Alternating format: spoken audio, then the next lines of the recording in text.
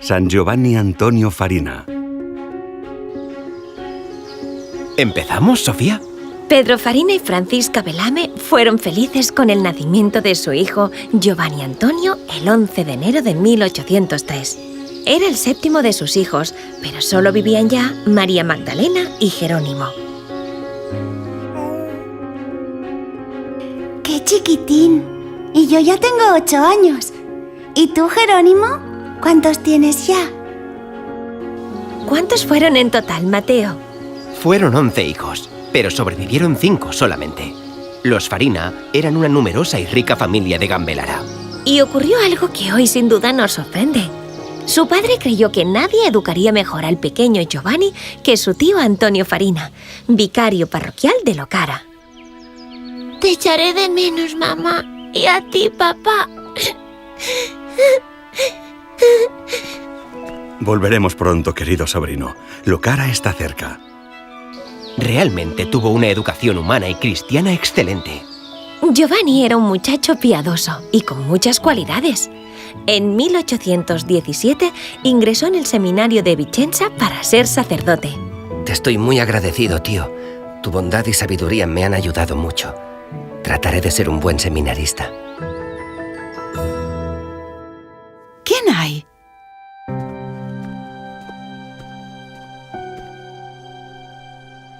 ¡Hijo! ¡Qué alegría! Mamá, yo sé que tú me ves desde el corazón. Fue un gran consuelo para los dos. Giovanni Antonio, con 18 años, cursó filosofía y después teología. Fue un alumno brillante. En 1824, siendo seminarista, le encargan impartir algunas clases para los alumnos de cursos inferiores. Y aquel mismo año, repentinamente, murió su padre. Señor, mañana es mi ordenación. Enséñame a vivir en el amor, a ser un verdadero pastor de almas, ser todo para todos. Fue ordenado el 14 de enero de 1827 y al día siguiente celebró la primera misa en presencia de su madre. Corpus Christi. Amén.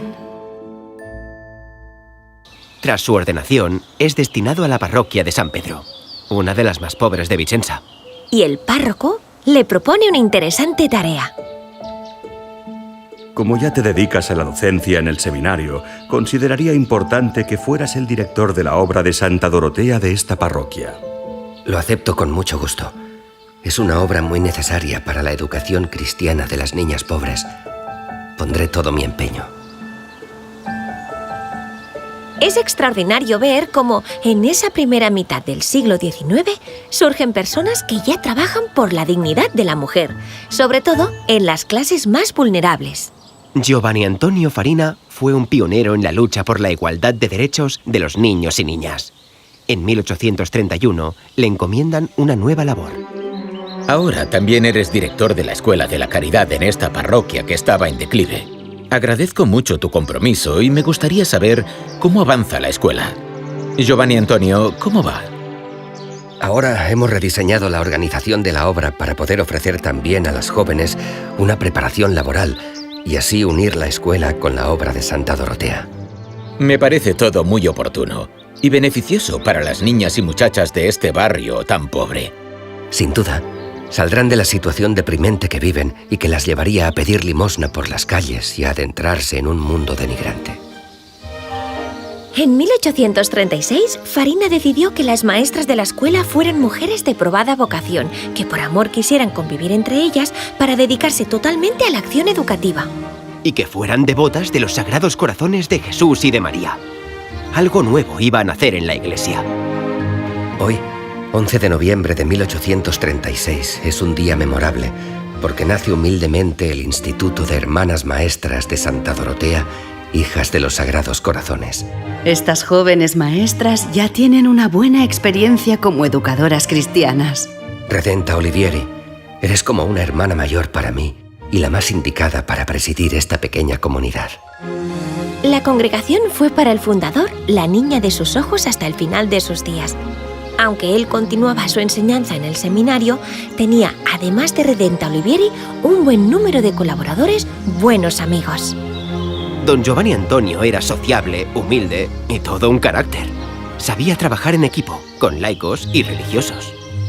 Estos nombres y rostros son inseparables en los comienzos de su obra, además del padre Gaetano de Luca y del conde Baldassare Porta, el franciscano Angelico Carlesco y los laicos Valentino Piccolo y Felice Di Maria. Han pasado 13 años desde la fundación y podemos dar gracias a Dios. Hemos multiplicado las escuelas, dedicándonos especialmente a las niñas pobres. Después acogimos sordomudas y ahora niñas ciegas. Podéis con todo, porque vosotras estáis arropadas por el espíritu de la caridad heroica, con absoluto sacrificio personal, a una costa de vuestra vida. En enero de 1851, Giovanni Antonio Farina fue consagrado obispo de Treviso. Lo pasó mal porque no se sentía merecedor de dicho título, pero al final lo aceptó con humildad. Monseñor, no cesan de llegar distinciones, comenzando por el nombramiento como prelado doméstico del Papa Pío IX. Lo agradezco, pero lo que me importa es la dedicación como pastor de la diócesis. Es lo que Dios quiere de mí. Programemos las visitas pastorales para empezar cuanto antes. Como ves, es necesario llegar a los pequeños pueblos que quedan tan aislados. Sí, hemos visto cómo a los fieles les falta apoyo espiritual y material. Después de muchas visitas a diversas poblaciones, voy a tomar una decisión importante. Estimada Redenta, he visto la necesidad de la asistencia sanitaria y espiritual de los hospitales de la diócesis.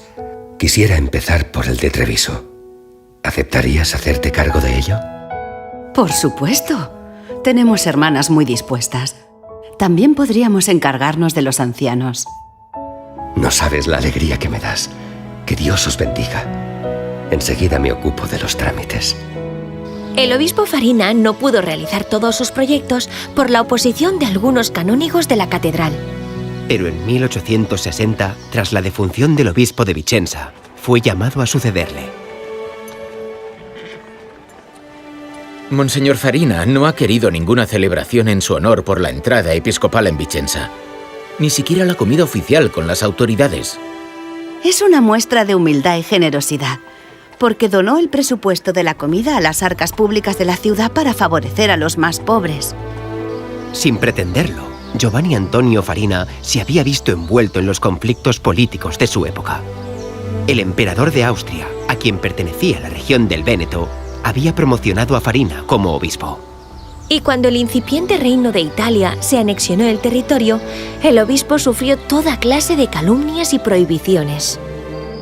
Enséñame, Señor, a poner toda mi confianza en tu amor misericordioso y a perdonar de corazón a aquellos que me injurian.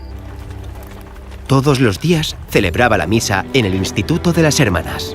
Me han dicho que creías no merecer la visita de tu obispo porque eres pobre y enfermo. Pero precisamente por esto estoy hoy a tu lado. Ahora dejo en vuestras manos la segunda visita pastoral a la diócesis. Monseñor, seguiremos todas sus indicaciones. Durante 24 años ha realizado una tarea pastoral muy amplia. El sínodo diocesano, la participación en el Concilio Vaticano I, las fraternidades para socorrer a pobres, a sacerdotes ancianos, la dedicación al seminario y al querido Instituto de las Hermanas Doroteas. Ahora, con paz, lo encomiendo todo a los sagrados corazones de Jesús y María. Su salud, cada vez más frágil, se fue debilitando y murió a los 85 años de un ataque de apoplejía. Era el 4 de marzo de 1888. Comenzaba la vida para siempre, en el cielo, junto al Padre.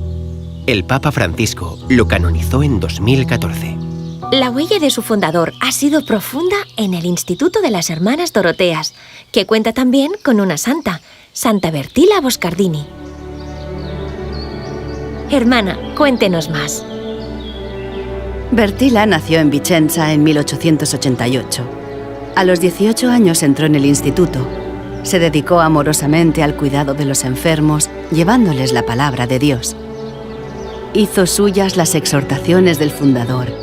Socorran con manos compasivas, con voz amorosa, con paciente perseverancia, y consuelen con una inalterable dulzura. Murió a los 34 años en su hospital de Treviso. Fue declarada santa por el Papa Juan XXIII en 1961. Con vuestro trabajo y tan buenos intercesores, vuestra obra sigue adelante. Desde la riqueza cultural de nuestra congregación tratamos de vivir el legado de nuestro fundador, en la educación con sus diferentes posibilidades, en la atención a la sanidad con preferencia a los más vulnerables, en toda clase de tareas pastorales en Europa, América, África y Asia, y escuchando a Monseñor Farina. Ardan del deseo vivísimo de sacrificarse siempre por el bien del prójimo.